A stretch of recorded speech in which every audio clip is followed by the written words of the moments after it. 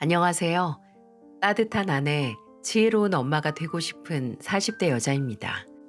여러분들은 둘째의 서러움이라는 말 들어보셨나요? 첫째와 막내 사이에 끼어 사랑과 관심을 덜 받아 서러운 둘째들이 자주 사용하는 말이라고 합니다. 최근 그 둘째의 서러움에 관련된 책을 읽다가 이런 문장을 발견했어요. 열 손가락 깨물어서 안 아픈 손가락은 없어도 가락지 끼는 손가락은 정해져 있다. 제가 둘째냐고요? 아니요. 바로 제 남편이 평생 가락지 구경 못하는 둘째랍니다.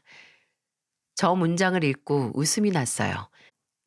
남편을 만나 결혼하고 어느덧 40대 초반을 지나오며 그동안의 인생을 돌아보니 저 말 가슴 아리게도 진짜 맞는 말입니다. 왜 그런지 저희들 이야기 들어보실래요?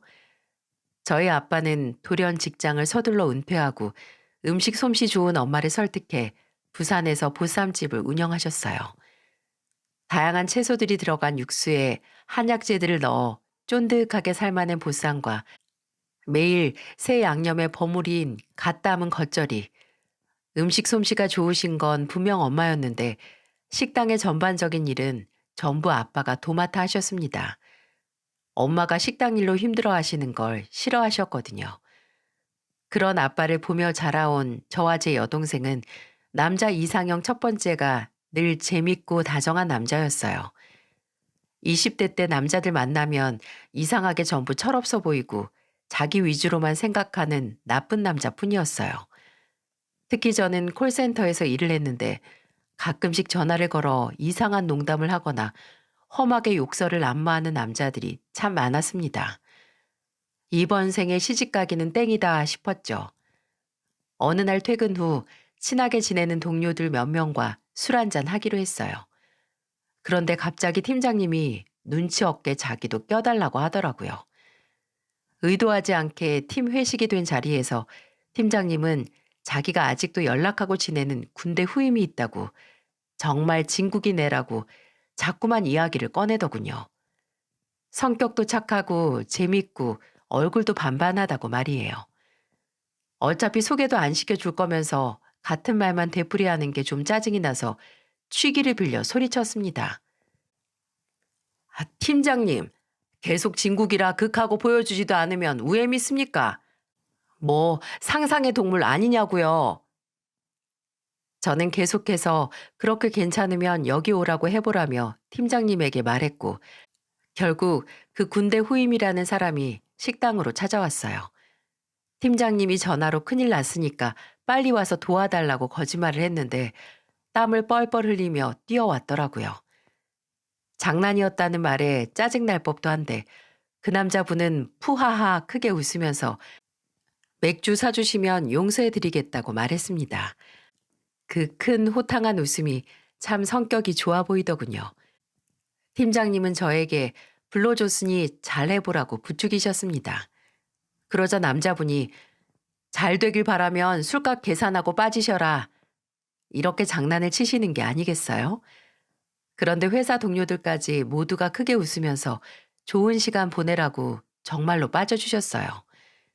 뒤늦게 민망해하며 어색해할까봐 걱정을 했는데 남자분의 쾌활한 성격과 재치 있는 입담 덕분에 정말 좋은 시간을 보냈죠. 모두들 눈치채셨죠? 네, 이 남자가 바로 제 남자, 지금의 남편입니다. 남편은 공고 출신이었지만 음식 쪽으로 사업을 하고 있었어요. 사업을 이제 막 시작하는 단계였습니다. 수입이라고 하기가 민망할 정도로 돈이 없었죠. 하지만 비록 짧은 시간이었어도 저는 느꼈어요. 남편은 충분히 성장 가능한 사람이라는 걸요. 성실하고 낙천적인 성격을 보니 이 일이든 다른 일이든 맡은 바 최선을 다할 것 같았답니다. 그리고 계속 이 사람 곁에서 어디까지 올라가는지 바라보고 응원해주고 싶다는 생각도 들었어요. 그렇게 자연스럽게 남편과 연애를 시작했죠. 제가 드디어 30대 초반이 되어서야 비로소 제대로 된 남자를 만난 것이죠. 저희는 그렇게 무려 5년 연애를 했습니다. 확실히 좋은 사람을 만나서 그런지 시간 가는 줄 모르며 지냈어요. 제가 믿었던 것처럼 남편은 놀라울 정도로 많이 성장했습니다. 친구와 동업으로 진행 중이던 사업이 안정적으로 자리 잡았고 성장 속도에 박차를 가하며 공장도 확장해 나갔어요. 남편은 결혼 이야기가 나오기 훨씬 전부터 저희 집에 인사도 드렸고 가게 일도 종종 도와주었어요. 손님들에게 싹싹하게 행동하면서 늘 저희 부모님까지 잊지 않고 챙기는 모습들을 가게 단골 손님들도 다 인정할 정도였어요. 모두들 부를 때 정신의 사위라고 부르곤 했습니다. 처음에 남편이 사업하는 사람이라는 걸 듣고 저희 아빠는 걱정을 많이 하셨어요. 안정적인 직업이 아니라며 불안하다고 말입니다. 그런데 싹싹한 성격과 점차 자리를 잡는 모습을 보고 자고로 음식 사업이란 이런 것이다 하면서 조언도 해주시고 믿음을 보이셨죠. 어느 날 아빠가 허리 디스크로 인해 시술을 받게 되었고 남편은 가게로 와서 아빠 대신 엄마를 도와 가게 일을 척척 도왔더랍니다. 그 일 이후에 친정 부모님이 저희를 불러 앉혀놓고 말씀하시더라고요. 혼수 준비 도와줄 테니 결혼하라고 말입니다. 저희는 그렇게 친정 부모님의 권유로 진지하게 결혼에 대해 고민하기 시작했어요. 남편의 가족들에게 인사드리러 간 적은 없지만 어떤 분위기의 가족들이고 다들 무엇을 하는지 자주 들어왔었습니다. 시부는 개인 택시를 하시고 시모는 주부라고 하셨어요. 시숙은 남편처럼 개인 사업을 하고 계셨고 시누이는 사무직 회사원인데 강원도에 있어서 자주 얼굴을 보지 못했죠. 사실 시댁에는 아주 고약한 보이지 않는 암묵적인 규칙이 하나 있었어요. 바로 장남 사랑이었어요. 시부모님들은 장남 사랑이 아주 대단하신 분들이었어요. 먹고 입는 것 외에 그 모든 어떤 것들이라도 전부 장남이 우선이었거든요. 그게 너무나도 당연해서 남편은 부모님 눈치보다 오히려 형 눈치를 보며 자라왔다고 해요. 막내인 시누이는 하나뿐인 딸임에도 불구하고 사랑 하나 못 받았답니다. 워낙 시부 성격을 닮아 개인주의적 성향이 강해서 성인이 되자마자 강원도로 떠났다고 해요. 아마도 집에서 제일 먼 곳으로 도망친 것이 아닐까 혼자 생각도 해봤네요. 그래도 시누이가 강원도에서 혼자 지낼 만한 작은 오피스텔을 마련해 준 걸 보면 둘째인 저희 남편보다는 사랑을 받은 것이겠죠. 시부모님이 남편은 찬밥 취급하는 게 속상하기도 했지만 오히려 괜한 시집살이 안 하고 살고 우리끼리 잘 살 수 있겠다 싶어 걱정을 접었습니다. 그렇게 믿으며 시댁으로 결혼 허락을 받으러 갔어요. 그날은 유난히 황당한 일의 연속이었습니다. 분명 인사를 드리러 가겠다고 말씀을 미리 드렸는데 시댁에 가니 시부만 계시더라고요. 시부는 저를 보고 그래, 이야기 많이 들었다. 이 말만 하시고 다시 TV를 보셨습니다. 제가 단순하게 남자친구 집에 놀러 온 줄 알았습니다. 아빠, 엄마는 어디 갔노? 내 오늘 미화랑 온다고 말 안 했나? 너그 엄마 뭐 어디 갔겠노? 땀 빼러 안 갔겠나? 시모는 목욕탕 중독이셨어요. 사실 제대로 말하자면 사우나 중독이겠죠. 사우나에 여럿이 모여 이런 이야기 저런 이야기를 하는데 특히 동네 소문이나 뒷담화 같은 걸 참 좋아하신답니다. 본인이 사우나에 빠지면 여러 가지 소문도 놓치고 심지어 자기 뒷말이 나올까봐 걱정스러워서 매일 출근 도장을 목욕탕에 찍고 계시는 건데 이해 가시나요? 저는 잘 모르겠습니다. 더군다나 예비 며느리 인사 오기로 한 날까지 목욕탕이라니요. 시댁 소파에 어색하게 앉아있기를 40분쯤 지나서야 이마에 매끌매끌 광내며 아줌마 한 분이 들어오셨어요.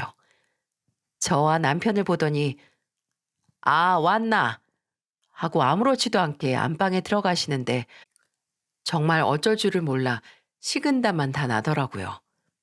남편은 기분이 상해 그냥 일어나자고 했습니다. 그런데 지금까지 기다려놓고 그냥 가기엔 다음을 기약해도 매번 이런 식일 것 같다는 생각이 들더군요. 시모는 부엌으로 나와 밥 먹었냐고 물으셨어요. 남편은 지금까지 엄마 기다린 거 안 보이냐? 밥은 무슨 밥이냐? 오늘 오기로 한 거 잊었냐며 따지기 시작했어요. 시모는 천연덕스럽게 사우나 멤버들이랑 기니 중요하게 할 말이 있어 어쩔 수 없이 늦었다면서 민망하게 웃기 바빴습니다. 남편은 집 근처 식당을 가자고 했어요. 그러자 시모는 그냥 대충 집에 있는 걸로 한 끼 때우고 말 거라고 하시며 가스레인지 위에 있던 냄비들을 열어보셨습니다. 남편은 화를 꾹 참으며 그럼 차라리 뭐라도 시켜 먹자고 말했어요. 미역국 잘 먹나? 시모는 남편의 말에 대꾸도 안 하고 갑자기 미역국이 든 냄비를 들이밀며 저에게 저런 질문을 했습니다. 좋아한다고 말하니 그러면 됐다. 미역국 먹자. 하시더라고요. 네, 저는 집에서 먹던 미역국 다시 데워 먹어도 괜찮습니다. 저 그렇게 유난스러운 사람 아니에요. 그런데 시모는 갑자기 미역국 냄비 옆에 있던 작은 냄비를 들어 보이셨어요. 그리고는 미역국 속으로 확 부어버리시더군요. 그 정체가 무엇인 줄 아시나요? 바로 먹다 남은 청국장이었답니다. 남편은 화들짝 놀라며 그래도 집안에 손님이 온 건데 오늘도 이렇게 먹어야 하냐며 언성을 높였어요. 네, 남편은 이렇게 엉망으로 요리를 섞어 먹는 게 일상이었던 겁니다.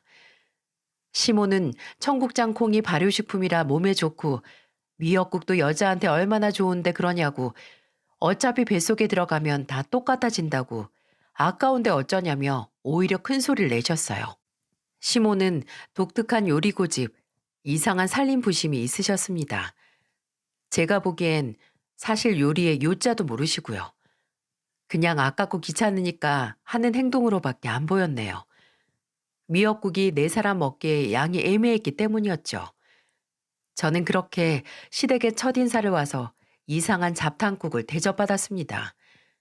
남편은 먹는 신용만 해도 괜찮다고 미안하다고 연신 사과를 했고 시부는 매우 익숙한 듯 밥을 드셨습니다. 어렵게 식사를 마치고 시모는 그릇들을 싱크대 안에 넣더니 정체를 알 수 없는 분무기를 가져와 뿌리기 시작했어요. 분무기의 정체는 3초 만에 딱 알겠더라고요. 온 집안에 락스 냄새가 풍겼어요. 시모는 퐁퐁만으로는 설거지한 기분이 안 난다고 사우나 아지매들이 알려준 방법인데 참 좋다며 락스 뿌린 물에 설거지를 하셨습니다. 제 기준에 시모의 살림 방법은 참 독특하게 느껴졌어요. 신기하게 바라보고 있는데 대뜸 시모가 친정 부모님 식당 이야기를 하셨습니다. 거기서도 락스를 사용해서 홀 청소를 하면 소독도 되고 좋을 거라고 말이죠. 우리 큰며느리도 나한테 이런 삶의 지혜를 배워서 얼마나 잘 사는지 아냐고 뿌듯해 하셨어요. 어쩌면 시모의 방법이 맞을 수도 있고 저는 그렇게 안 하면 그만이니 내내거리며 대답할 뿐이었죠. 이렇게 시모는 첫인상부터 독특하고 살짝 불편한 분이셨습니다. 그런데 여러분, 이게 시작에 불과했다면 믿어지세요? 제가 가져온 쿠키 세트를 커피와 먹기 위해 앉아 있는데 시모가 안방에서 A4 용지 여러 장을 들고 오셨어요. 그러다 갑자기 이런 말을 하셨습니다. 들었는지 모르겠지만 우리 장남이 결혼할 때 내가 어렵게 3억까지 끌어모아 줘갖고 너희들 도와줄 돈이 땡전 한 푼도 없다 아이가. 우회하겠노? 근데 어차피 영민이 야가 사업 잘해갖고 모아둔 돈 있으니까는 그걸로 집 사고 알아서 하지 않겠나? 엄마, 이 사람한테 지금 뭔 소리고? 그러자 시모는 손에 든 A4 용지들을 식탁 위에 올려놓고 제 곁으로 밀어내셨습니다. 종이들 맨 위에 큰 글씨로 예단 예물이라고 적혀 있었는데 순간 제 눈을 의심했어요. 예단 예물 리스트가 줄줄이 쓰여 있는데 그 비용들이 어림잡아도 2천만 원이 훌쩍 넘었습니다. 제일 어이없는 것은 제일 마지막 하단에 현물은 성의껏 알아서 보내보세요 라고 쓰여 있었어요. 니도 알겠지만 우리 아들 지금 잘 나가고 있지 않나? 집도 해가 오는데 니도 이 정도는 해야 하지 않겠나? 내가 특별히 우리 막내 가방은 안 썼다. 대신에 식장에 입고 갈 원피스 정도는 백화점에서 해줄 수 있제? 저는 시모의 당당함에 기가 찼습니다. 그러면서 일 리스트를 작성하기까지 얼마나 힘들었는지 아냐며 사우나 멤버들이랑 며칠을 상의해서 완성한 거라고 유난을 떠시더라고요. 어머님, 저희 그런 거 양쪽 다 전부 생략하기로 했는데 이 사람한테 못 들으셨어요? 그리고 저희가 이렇게 준비하면 저희 집에도 보석 같은 거 보내야 하는데 땡전 한 푼 없으시다면서 우회하실 겁니까? 그러자 시모는 펄쩍 뛰며 화를 내셨어요. 집을 해오는데 이 정도도 못 해오면 어쩌냐고 말이죠. 남편은 그 대신 제가 혼수를 해오기로 했으니 문제 없다고 단호하게 말했고 더 이상 강요하시면 그냥 저희끼리 알아서 결혼하겠다며 못을 박았습니다. 시부도 조용히 들으시다 그만하라는 말만 하셨어요.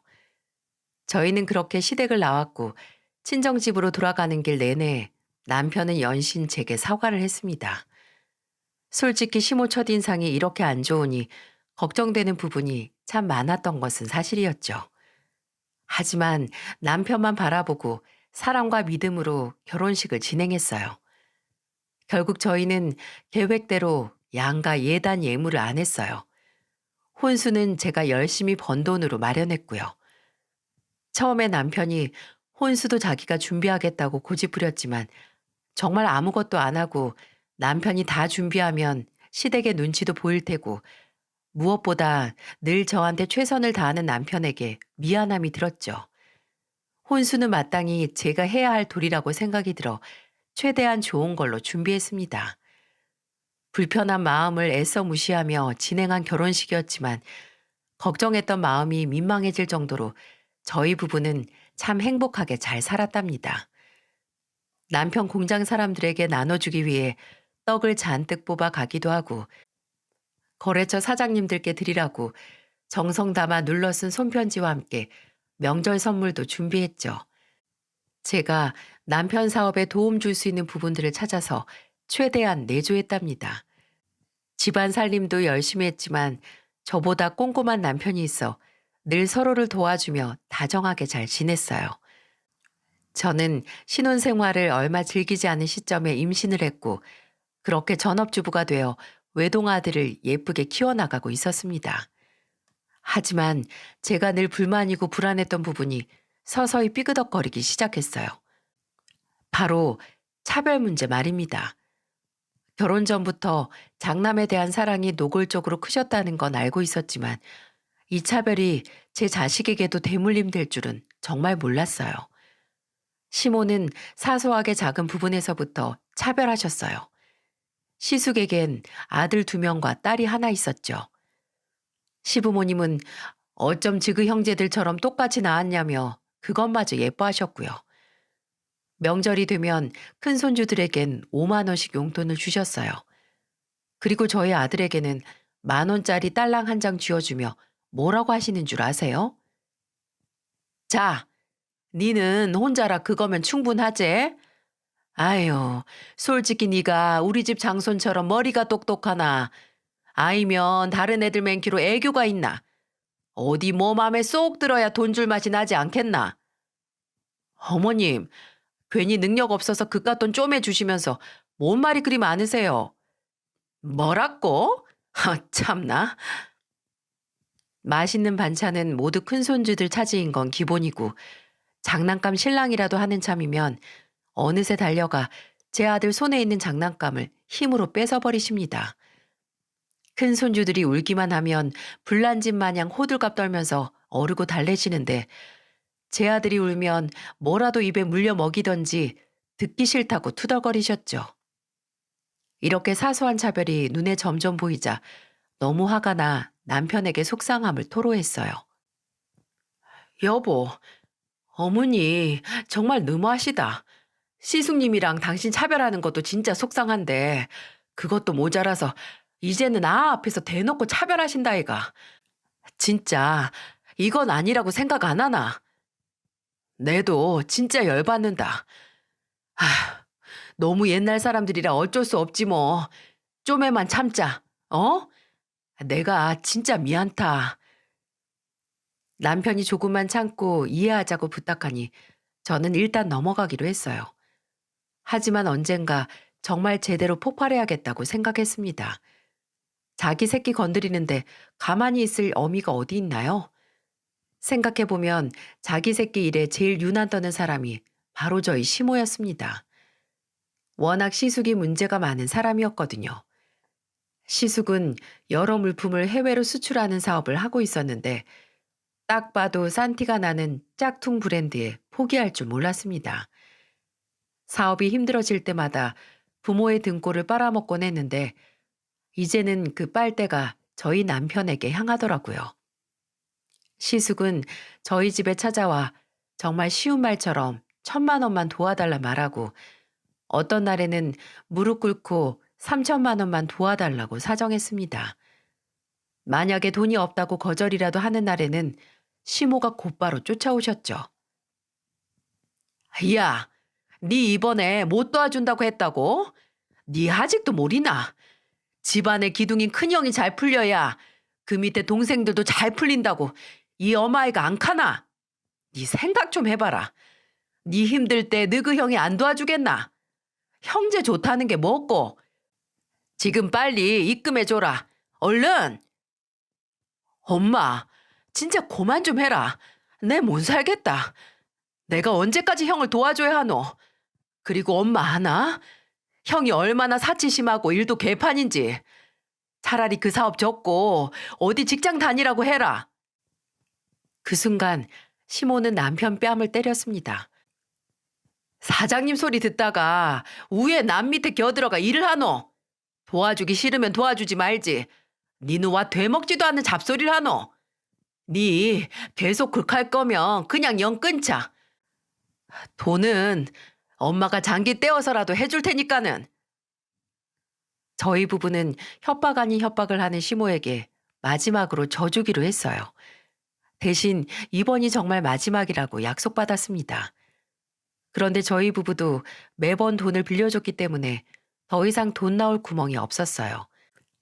다른 곳에서 대출받기에는 이미 다른 곳에서 받은 대출이 있어 부담이었고 적금으로 묶어둔 돈을 빼와봤자 시숙이 부탁한 액수에 턱없이 부족했거든요. 결국 남편은 사업장에서 정말 중요하게 쓰일 자금에 손을 댔어요. 시숙은 나중에 꼭 갚겠다고 연신 고마워했어요. 시숙의 사업은 안정기에 들어왔고 저희도 빠져나간 자금을 다시 열심히 채워나가며 평온한 나날들만 계속될 줄 알았어요. 하지만 저희를 가만히 두지 않았습니다. 마른 하늘의 날벼락이라고 하죠. 저희 부부에게 첫 번째 큰 시련이 다가왔어요. 남편이 함께 동업을 하던 친구에게 큰 사기를 당했습니다. 회사를 확장할 수 있는 기회인 줄 알고 붙잡은 것이 알고 보니 썩은 동아줄이었던 거죠. 동업자 친구는 해외로 도주해버렸고 당장 큰 돈을 막지 못하면 모든 것들이 망하게 될 위기였습니다. 남편은 서둘러 시숙을 찾아갔어요. 지금까지 시숙을 빌려준 돈을 따지면 2억이 넘었거든요. 남편이 바들바들 떨면서 시숙에게 상황을 설명했고 정중하게 부탁을 했습니다. 형, 당장 막아야 하는 돈이 1억 정도다. 내 좀 도와줘.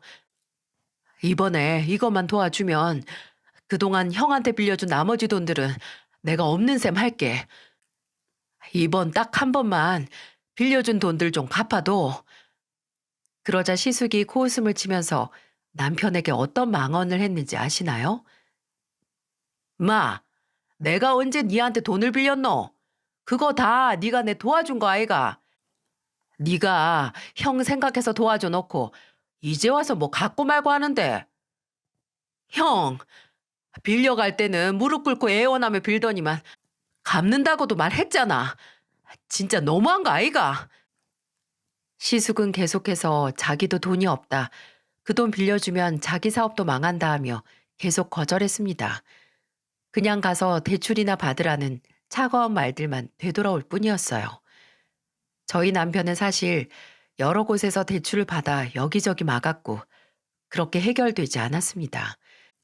제일 급한 것은 1억 정도를 당장 해결해야 했죠. 그 자세한 속사정을 이야기해도 시숙은 눈 하나 깜짝하지 않았어요. 남편은 배신감에 크게 분노했고 이때까지 한 번도 형한테 반말한 적이 없는 사람이 울분에 가득 차 소리 질렀다고 합니다. 마, 니 진짜 사람 새끼 아이데. 니 지금 이렇게까지 일어난 거 다 누구 덕이고 부모 등에 없고 어화둥둥 살 때부터 네 인성 쓰레기 같은 줄 다 알고 있었다. 이 끌베이 새끼야. 거지 근성으로 평생 살다가 언젠가 네 발등 찍는 날 반드시 올 기다. 알겠나? 그렇게 남편은 잔뜩 성질 부리고 돌아왔고 결국 버티고 버티다 사업은 망하게 되었어요.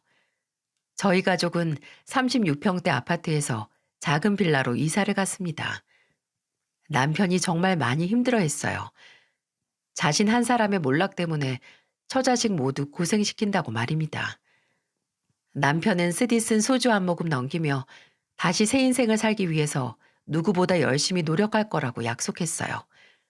그러면서 여보, 나 한 번만 안아주라 라고 말하는데 가슴이 정말 아팠습니다. 그 이후로 남편은 이를 악물고 새 출발을 했어요. 잠을 자는 시간도 아껴가며 용접 기술을 배웠습니다. 공고 출신이라 그런지 머리가 비상해서 그런지 남편은 습득력이 빠르고 좋다며 많은 칭찬을 받았죠. 용접 일은 인맥도 중요하다는데 마침 친정 부모님 단골 손님 중 한 분이 이쪽에서 일을 하신다는 게 아니겠어요? 운 좋게 소개를 받아 현장 일을 배우는데 힘들어서 남들은 다 기피하는 일들을 열심히 하니 그 점을 참 좋게 봐주셨나 봅니다. 남편은 결국 조선소 하청업체에 취업을 하게 되었어요. 누구보다 아침 일찍 출근해서 가장 늦게 퇴근하며 정말로 저와 아들만을 위해 헌신하고 희생했습니다. 남편은 돈 아끼려고 술, 담배도 안 하고 본인 용돈을 모아 한 달에 2번 아들과 치킨을 사 먹는 소소함이 유일한 낙이자 행복이었어요. 그런 남편을 위해 저도 가만히 있을 수가 없더라고요. 전단지 알바나 마트 캐셔 등 다양한 일들을 하다 정수기 업체에 취직해서 정수기 판매 일을 하게 되었어요. 콜센터 일을 한 경험이 있어서인지 고객 응대를 하는 것이 익숙했고 주변 지인분들의 도움으로 실적이 나쁘지 않게 나와 보너스를 받기도 했습니다. 저희 부부의 노력에 하늘도 감동하셨는지 속도는 조금 느렸지만 많이 회복할 수 있었어요. 시댁은 뭐 했냐고요? 저희가 망했을 당시에 연락 한 통 없어서 오히려 그쪽에서 빈 깡통이 된 저희를 손절한 줄 알았답니다. 솔직히 저희 부부는 열심히 사는 게 더 바빠 신경 쓰고 싶지도 않았고요. 다만 명절 같은 날에만 잠시 들려서 얼굴만 비추고 나왔습니다. 그런데 어느 날부턴가 시모에게서 연락이 자주 왔어요. 남편이나 손자 안부를 묻는 게 아니라 시숙네 자랑거리나 동네 이상한 불륜 소식, 지인 뒷담화 등등 별 시답지도 않은 이야기만 했죠. 일부러 제가 일하는 시간에는 일 핑계대고 전화를 안 받을 것을 알아서 저녁 먹은 직후나 잠들기 전에 전화를 하셨어요. 그 음흉한 속이 소름 끼쳐서 결국 또 욱하고 말했죠. 어머니, 그런 건 사우나 가서 아지매들하고 빨개 벗고 땀이나 빼가면서 말아이소. 와 친구 없는 걸 내한테 티냈는지 모르겠네. 속 시원하게 소리 지르고 전화를 끊으니 곧바로 전화가 불나게 오기 시작했고 저는 휴대폰을 꺼놓았습니다. 잔뜩 심술이 나서 혼자 화내고 있을 시모를 생각하니 묵은 채증이 훅 내려가더군요. 나중에 남편에게 전해 듣기를 알고 보니 시모가 사우나에서 만난 아줌마를 따라 보험 설계사 일을 준비하셨다고 하더랍니다. 어렵게 시험에 합격하고 주변 사람들에게 보험을 권유하고 다니다가 성과가 안 나오자 본인이 팽해버렸던 아들 며느리를 찾으신 거죠. 시모는 제가 전화를 받지 않으니 문자를 여러 개 보내셨습니다. 보험 일을 시작했는데 싼 걸로라도 좀 들어달라는 구질구질한 내용이 쓰여 있었어요. 저는 시모에게 들어주고 싶지도 않았고 무엇보다 이미 시모가 다니고 계신 보험사와 다른 보험사까지 충분히 드러났기 때문에 필요 없다고 정중하게 거절했네요. 이틀이 지나고 시모가 저희 집에 찾아오셨어요. 또 보험 이야기를 꺼내시면 어쩌나 생각하고 있는데 갑자기 저에게 정수기 판매하는 일이 힘들지 않은지 물어보시더라고요. 아이고 야야, 네 힘들까 봐 내가 안 그래도 사람들한테 홍보 좀 했다. 우리 사우나 사람들한테 우리 며느리가 정수기 한다고 자랑을 억수로 해가 다들 한 대씩 해주기로 했다 아이가. 그 사람들이 정말 꽁으로 해준다 합니까?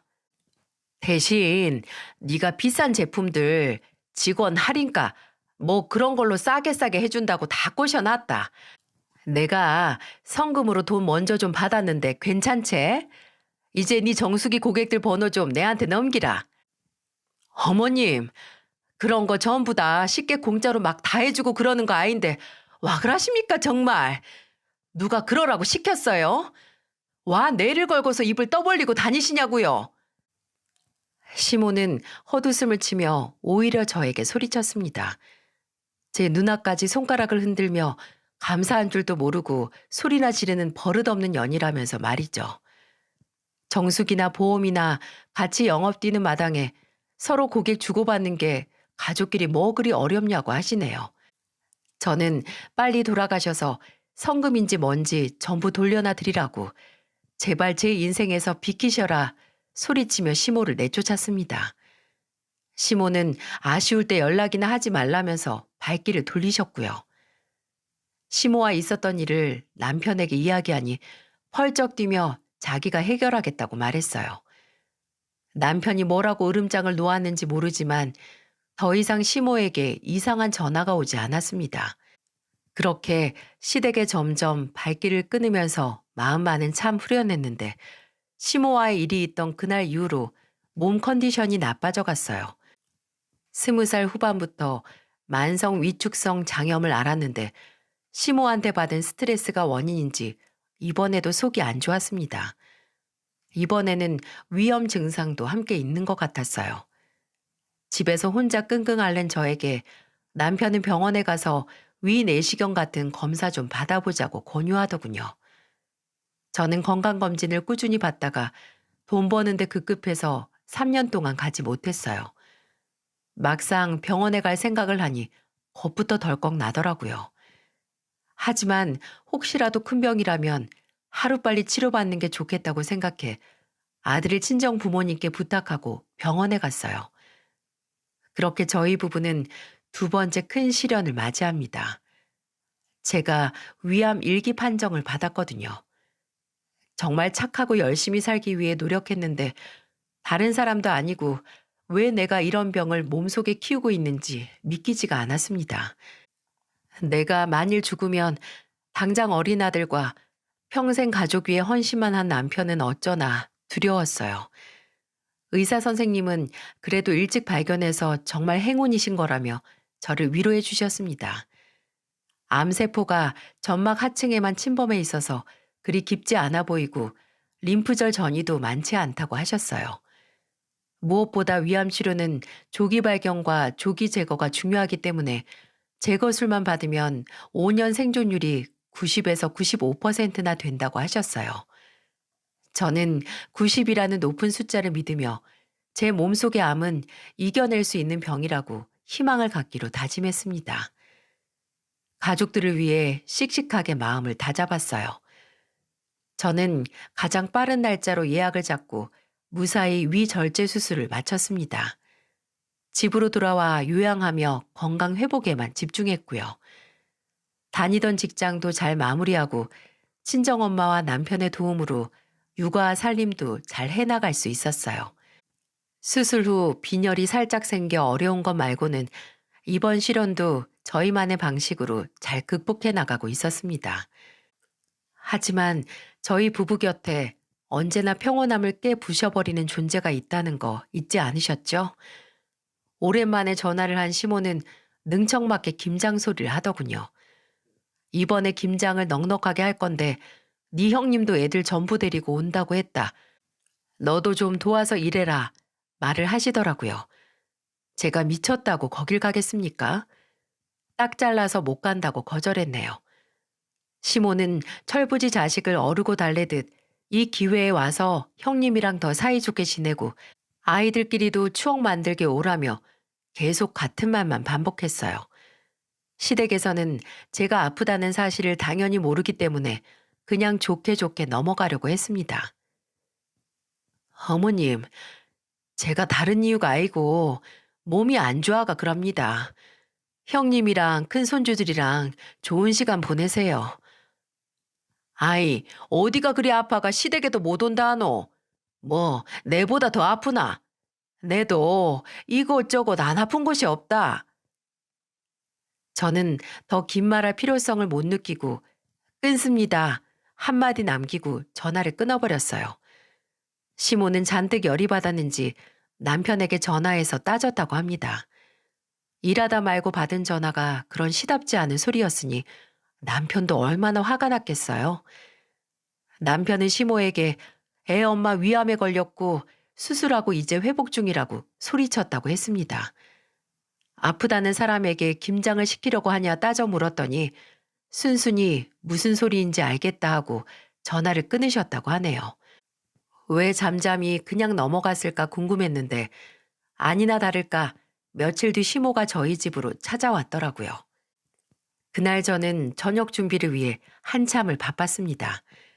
수술 후 식단 관리를 예민하게 해나가고 있었기 때문에 남편과 아들도 덩달아 끼니가 늘 부실했어요. 그게 늘 미안해서 모처럼 맛있는 음식을 준비해주고 싶었습니다. 남편의 콩나물국을 끓이고 있는데 누군가가 문을 두드렸어요. 얼마나 계속해서 쾅쾅 두드리는지 깜짝 놀라 국자도 내려놓지 못한 채 현관문으로 뛰어갔어요. 시모는 집에 들어오자마자 대뜸 저에게 내가 알아보니까 위암 초기 그거 뭐 별거 아니라 카더라. 안 죽고 산다더라. 말하며 웃어 보이시더라고요. 갑자기 집에 찾아온 것도 황당한데 제 앞에서 중내 사내 말하는 게 참 불편했어요. 보험 그거 알아보니까 암 보험 보상 받는 거 2개나 들어놨던데 한 7천은 나왔나? 그거는 빼먹을 수 있는 만큼 받았나? 시모는 보험 설계사 시스템을 이용해 제 보험이 무엇이 들었는지 조회해보고 보험금까지 대략 계산해서 오셨더라고요. 그게 지금 왜 궁금하시냐? 날카롭게 쏘아 물었습니다. 글쎄 여러분, 정신 나간 저희 시모가 뭐라 했는 줄 아시나요? 어차피 그거 네가 일해서 번 돈도 아니고 그냥 꽁돈 아이가. 이번에 네 시숙이 사업이 좀 휘청거리나 보던데 네가 이번에 진짜 마지막이라 생각하고 그 꽁돈으로 좀 도와주는 거 어째 생각하노? 5천만 도와줘라. 어머니, 지금 무슨 말을 그리 하십니까? 이게 꽁돈입니까? 이거 다 제 목숨값 아닙니까? 그리고 그렇게 못 받았어요. 6천 조금 넘었습니다. 근데 뭐 5천이요? 아유, 안다. 근데 네 어차피 수술도 잘 끝났고 완치될 거 아이가. 별일이야 있겠나? 내가 네 위해서 열심히 기도해 줄구마. 어차피 그 돈 다 못 쓴다 아이가. 진짜 해도 해도 너무하십니다. 애 아빠 사업으로 힘들 때 그 잘난 시숙님이 뭐라 하신 줄 아십니까? 아무리 장남이라 해도 정도가 있지. 둘째는 뭐 새끼 아닙니까? 시모는 혀를 찌릿하며 이렇게 다 지난 이야기 꺼낼 줄 알았다고 비아냥거리더군요. 그러면서 끝까지 시숙 편만 들더라고요. 설마 그 많은 보험금 벌써 다 썼나? 뭐 그럼 영민이 월급 저축해 놓은 거라도 그 돈을 어느 주둥이에 올립니까? 애 아빠 월급 쇳가루랑 먼지 뒤집어 써가면서 번 돈입니다. 일 배울 때 며칠을 코피 흘리고 고생한 줄 모르시죠? 아무래도 어머니가 노망난 것 같은데 정신병원이나 갑시다. 당장 입원하셔야겠네요. 이게 어디서 시애미 앞에서 언성을 높이노? 너그 엄마가 그렇게 가르치드나? 아이고, 하긴 뭐 주방 부엌대기가 고기에 칼질이나 하지 뭐 자식 교육 제대로 했겠나? 시모는 제 어깨를 툭툭 밀며 이야기했습니다. 이제는 하다하다 저희 친정엄마까지 욕보이니 정말 참을 수 없겠더라고요. 저는 이성을 잃고 손에 든 국자로 시모 면상을 후려쳤습니다. 시모는 깜짝 놀라 노발대발거리며 저를 쳐 죽여야겠다 날뛰며 제 머리채를 잡으셨어요. 엄마! 지금 뭐 하는 기고? 남편은 안방에서 황급히 뛰어나와 시모를 밀쳤습니다. 그날은 남편이 모처럼 일이 일찍 끝나 아들과 놀아주다 안방에서 함께 낮잠을 자고 있었거든요. 큰 소리에 잠에서 깨 이 모든 상황을 지켜봤던 것이었어요. 시모는 처량하게 바닥에 주저앉아 깜짝 놀란 얼굴로 아들만 바라보았어요. 엄마, 뭐 깡패가? 지금 이 사람한테 뭘 어째? 진짜 뭐 돌았나? 아파서 수술까지 받은 사람이다. 아이고, 지 와이프 치맛바람 속에 살더니만 이젠 아주 지 애미도 몰라보제. 내 그냥 확 죽어야겠다. 며느리한테 대자보 무슨 이렇게 맞고 사는데 그냥 확 죽어뿌야지 뭐. 예, 차라리 그게 서로 마음 편하겠다. 죽든지 말든지 이젠 진짜 연락 끊고 살자. 그 잘난 장남 새끼한테 가서 평생 품에 끼고 사셔. 남편이 그렇게 화가 난 모습은 처음 봤어요. 정말 냉정하게 시모를 쫓아냈어요. 그리고 저에게 단호하게 일러두더라고요. 절대 전화도 받지 말고 만나주지 말라고. 이제 오늘부터 나는 부모 형제 다 죽었다고 말입니다. 그날 이후 저희 부부는 정말 완전히 시댁과의 연을 끊어버렸습니다. 동네 지인분께 건너들은 소식에 의하면 개인 택시를 하는 시부가 택시를 담보로 개인 대출을 받아줬다고 해요. 하지만 결국 시숙 사업은 망해버렸다고 합니다. 남편에게 뒤늦게 들어보니 사치가 심한 건 시숙뿐만이 아니라 형님도 심각했다고 하네요. 분수에 안 맞게 외제차를 타고 다니며 명품에 집착하고 저축 한번 하지 않고 벌어들이는 족족 쓰기 바빴다고 합니다. 더 가관인 건 그렇게 모든 게 망해 무너졌음에도 시숙이 다른 여자와 바람을 폈다는 소식이었어요. 일명 오피스 와이프라고 시숙 지인들은 이미 거의 다 눈치채고 있을 정도로 대놓고 바람을 폈다고 합니다. 뒤늦게 형님 귀에 들어가 이혼까지 당해버리는 결말을 맞이했죠. 형님은 재산 분할로 받을 돈도 없으니 애는 네가 키워라 말만 남겨두고 떠났습니다. 이렇게 통쾌한 근황 속에서 저는 다시 한번 시댁 사람들에게 놀랐어요. 여러분들, 이혼당한 시숙님이 가장 먼저 한 일이 뭔 줄 아세요? 바로 아이 셋을 모두 시모에게 맡겨버리고 말없이 새벽에 도망쳤다고 하더랍니다. 시모가 다니던 목욕탕 사우나에 이미 소문이 쫙 깔려버려 이제는 제 귀에까지 들어왔네요. 시모 나이가 70이 넘었는데 애가 하나도 아닌 셋이나 키워야 한다는 게 얼마나 힘이 드실지 시모 곡소리가 귓가에 들리는 것 같아 웃음이 다 나더라고요. 그 소식을 듣고 보름 정도 지났을 무렵 아들과 장을 보고 집에 가는 길 저희 빌라 앞을 서성이는 시모를 발견했어요. 아이 셋 밥 해먹이기도 바쁜 시모께서 여기까지는 어찌 오셨는지 어이가 없더군요. 왜 오셨냐는 소리에 시모는 그 자리에서 무릎 꿇고 막 빌기 시작하시더라고요. 애미야, 내가 진짜 잘못했다. 장난만 바라보고 살고 걔만 편애한 거 내 진짜로 후회된다. 걔가 나한테 이렇게 엿먹일 줄 왜 알았겠노? 저는 어머님과 더 이상 나누고 싶은 이야기가 없다. 그만 돌아가셔라 단호하게 이야기했어요. 그런데 시모가 제 아들을 빌미 삼아 계속 이야기를 이어나갔어요. 우리 작은 손주 보고 싶었다고 한 번만 안아보고 싶다고 말이죠. 참 가당치도 않았습니다. 저는 황급히 아들을 뒤로 숨겼어요. 어머님이 뭐 언제부터 저희 규영이 손주를 예뻐하셨어요? 그래, 맞다. 내가 다 잘못했다. 내한테 욕해도 좋고 때려도 좋다. 네, 지금 너무 힘들다. 당뇨도 있고 관절염도 심하고 이러다가 나 진짜 갑자기 저 생각했다. 애미야, 니도 엄마 아이가. 혹시 애들 좀 키워주면 어머님이 저승을 가시든 이승에 남으시든 전 상관없습니다. 잊으셨습니까? 암 수술로 힘든 며느리한테 보험금 그 꽁돈 5천 달라고요? 지나가는 사람 붙잡고 한번 물어보이소. 누구한테 돌 던질지. 빌라 사람들이 하나둘씩 베란다에 나와 구경도 하고 지나가는 사람들이 멈춰서서 웅성거리기도 했어요. 동네 아주머니들은 일부러 다 들리도록 큰 목소리로 염치도 없다 소리쳐 주시기도 했죠. 시모는 천천히 일어나 저를 따가운 눈초리로 째려봤어요. 저는 시모를 향해 마지막 한 방을 날렸습니다. 어머니, 제가 며느리로서 한 가지 약속은 하겠습니다. 어머님 돌아가시면 내 친히 규영이 안고 장례식장 가드릴게. 이제 빨리 갈 길 가셔야 않겠습니까? 삼남매 밥 해줄 시간입니다.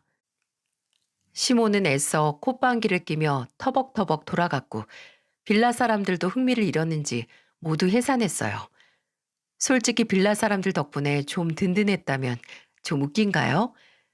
저는 퇴근에 돌아온 남편에게 있었던 일을 빠짐없이 이야기했습니다.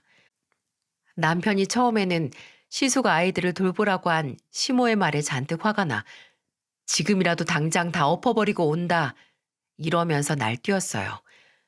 하지만 제가 시모에게 날린 말들과 빌라 사람들 이야기를 듣더니 푸하 소리내어 웃으며 잘했다고 했습니다. 남편은 시부에게 전화를 걸어 그렇게 힘들면 형을 찾든지 막내한테 무릎 꿇고 부탁해봐라 말하며 시모가 더 이상 찾아오지 않도록 신경 써달라고 최후 통보를 했어요. 저와 남편 그리고 소중한 아들 규영이까지 저희 셋은 열심히 살고 있습니다. 꾸준히 건강관리를 하며 신경 쓴 덕분에 이번에 다녀온 정기검진 때도 아무 이상 없이 다 좋다는 결과를 들었네요. 남편도 조선소 하청업체를 나와 건설 쪽 분야로 이직을 했는데 전보다 더 잘 자리 잡고 있습니다. 한 달에 2번 치킨으로 누리던 행복을 한 달에 2번 갈비집 외식으로 바꿀 만큼 말이죠. 소박하지만 정말 행복하네요. 아들이 남편의 성격을 닮아 모든 일에 열심히 하려고 하고 어떤 경험이든 두려워하지 않고 도전해서 참 예뻐요. 보험금은 아무 곳에나 쓰지 않고 저희 가족의 미래를 위해 적금 통장에 묶어 놓았답니다. 돈이 생겨도 자만하지 않고 성실하게 살아가고 싶네요. 여러분, 자식을 길러봐야 부모 사랑을 안다라는 말 들어보신 적 있으시죠? 부모의 마음은 내가 부모가 되어 보아야 비로소 알 수 있다고. 부모의 사랑은 자식이 그 끝을 다 알 수 없을 만큼 깊다는 말이랍니다. 저도 자식 있는 부모로서 제가 자식에게 느끼고 아무리 줘도 더없이 주고 싶은 큰 사랑이 있어요. 하지만 저희 시모처럼 사랑의 크기가 다르고 오직 한 자식만 보인다는 점이 아직까지도 이해가 안 갑니다. 그래도 결국 후회하는 저희 시모 보셨죠? 후회만 남는 실수하지 않도록 지혜로운 엄마가 되어보자는 말 전해드리고 싶어서 이렇게 긴 사연 보내봅니다. 그리고 건강검진 꾸준히 하시면서 건강도 잘 챙기세요. 감사합니다.